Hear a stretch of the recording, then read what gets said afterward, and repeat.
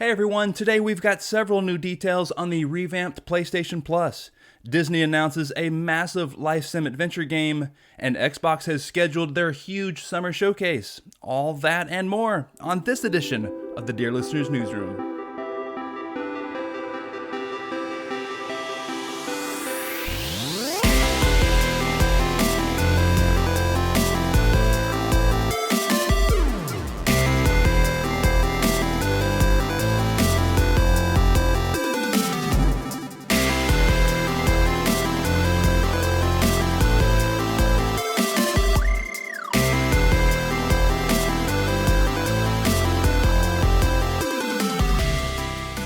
What's up, everybody? Welcome to the Dear Listeners Newsroom, TRG's weekly news recap. My name is Micah Hendrick, and here are the top headlines for April 29th, 2022. All right, we've got a smattering of bespoke details, all giving us a little bit clearer idea of what to expect from the revamped PlayStation Plus. For starters, Sony has updated the original announcement blog post with the dates for the official rollout. For the US, players can expect the Switch to be flipped on June 13th. When that happens, PlayStation Plus and PlayStation Now will be merged into a single service offering 3 tiers. The most expensive tier, PlayStation Plus Premium, will offer time-limited game trials where players can test drive certain games before purchasing. This week, website Game Developer is reporting that Sony has updated their developer portal with a post outlining that any game in the premium tier, which has a wholesale price of over $34, which translates to roughly $40 retail price, must include a 2-hour game trial. The game trial must be released within 3 months of the game's release date and be available for at least 1 year. The website mentions that VR titles are exempt from this policy. This mandate brings up questions on how or if this will negatively affect developers and publishers. However, in the wake of that report, Kotaku's Ethan Gatch is hearing a modified version of that story. On Twitter, he says, quote, "Source tells me PlayStation Store team will create the 2-hour timed trials for developers, so it shouldn't be extra work, though I've heard concerns from others about Sony monetizing a perk and not sharing that revenue with studios," end quote. Another aspect to the new PlayStation Plus is access to legacy titles from the PS1, PS2, PS3, and PSP. There are still a ton of questions surrounding this feature, but it appears that Sony is accelerating efforts to tap into its library of legacy titles. The company has hired former EA software engineer and games preservationist Garrett Fredley, who expressed his excitement on LinkedIn and Twitter. Quote, "Today is my first day as a senior build engineer at PlayStation, working as one of their initial hires for the newly created preservation team. Game preservation was my first career passion, so I'm ecstatic that I get to go back to those roots," end quote. The last nugget we have regarding PS Plus is that it seems that Sony is cracking down on subscription stacking as we inch closer to the relaunch.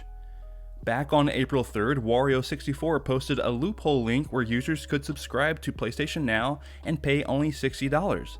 The fine print of the original PS Plus blog post mentioned that PS Now subs would be converted to the highest PlayStation Plus Premium tier, which costs $120 annually, twice as much. So, savvy users started using that link before Sony shut it down. However, there are still 1-year subscription cards you could buy from retail, which would in theory carry over in the highest tier as well. Now, various users are reporting that they can't redeem the subscription cards they bought.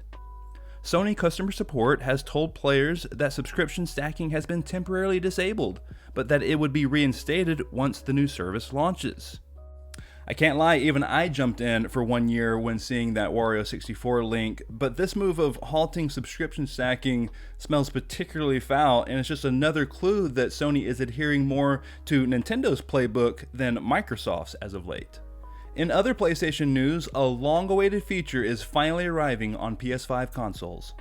VRR, or Variable Refresh Rate support, has been discussed for some time by Sony leadership, and this week they're delivering the goods. After updating the console, users will be able to connect HDMI 2.1 VRR-compatible displays to experience smoother performance and even extract 120 frames per second from supported games. In a PlayStation blog post, Sony provided some examples of games receiving VRR support in the coming weeks, including Insomniac's trio of PS5 games, Spider-Man Miles Morales, Spider-Man Remastered, and Ratchet & Clank Rift Apart, along with other heavy hitters such as Destiny 2, Deathloop, and Tiny Tina's Wonderland. VRR will automatically be enabled for supported PS5 games, and there even will be an additional option to apply it for non-supported games, which may also yield positive results depending on the game. You might remember that not only did Xbox Series X and S launch with VRR packed in, but Microsoft even added it to Xbox One back in 2018, so it's nice to see Sony finally coming around and adding this feature. This week, Disney announced a massive free-to-play life sim adventure game called Disney Dreamlight Valley. Players will be able to grow crops, customize their house, fish with Goofy, create delicacies, and of course, visit various Disney worlds. 4 worlds, including Wall-E and Moana, will be available at launch, with more being added in the future. Disney Dreamlight Valley will be hitting early access this summer, and we're promised cross-platform play when the game launches for practically every platform sometime in Q3 2022. We've got 2 exciting pieces of news this week coming out of the Microsoft camp. First up, over on the official Xbox Wire blog, the company announced that the Xbox and Bethesda Game Showcase is set for Sunday, June 12th at 1 p.m. Eastern, 10 a.m. Pacific Time. No show length or teases of particular games were mentioned, but it seems likely that we'll get a good look at Redfall, developed by Arcane, Bethesda's Starfield, and possibly even Avowed, the upcoming RPG from Obsidian. Microsoft is among the first to announce their quote-unquote E3 showcase. We already know that EA has canceled their annual EA Play Live event, and Jeff Keighley will have some surprises with Summer Game Fest. So now all eyes are on Sony and Nintendo to see if or when they schedule a similar blowout. The second piece of Microsoft news comes from their quarterly earnings report, and things are looking up for Team Xbox. For starters, the recent quarter ending March 2022 was Xbox's biggest non-holiday quarter ever in terms of revenue. Xbox Series X and S are the best-selling next-gen console this last quarter, and Xbox hardware sales are above expectations. The NPD Group's Matt Piscatella backs up these claims.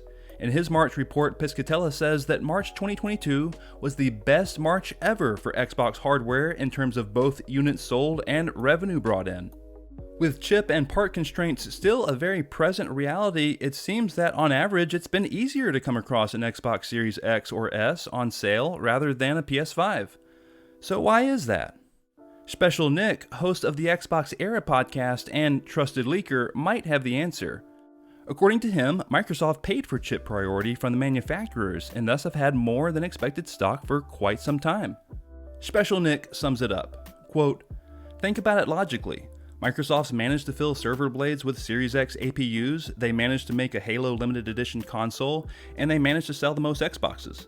Look at the stock they've got now. We're now in April and they've still got a ton of stock now. They've been flooding the market with stock. How do you think they pulled that off in a chip shortage?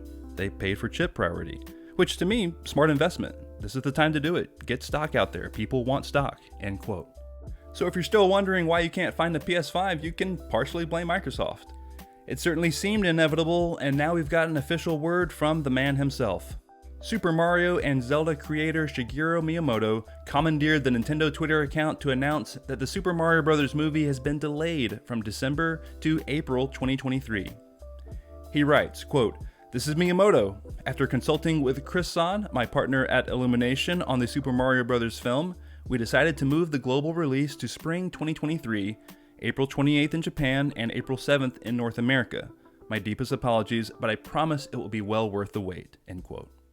Alright guys, that's it for this edition of the Dear Listeners Newsroom. If you like what you saw today, hit that like button below. Subscribe to the TRG YouTube channel. You can follow me over on Twitter at Doug's Vest. You can follow the Reformed Gamers on Twitter at TRG Podcast. And ladies and gentlemen, that's the news. We'll see you next week.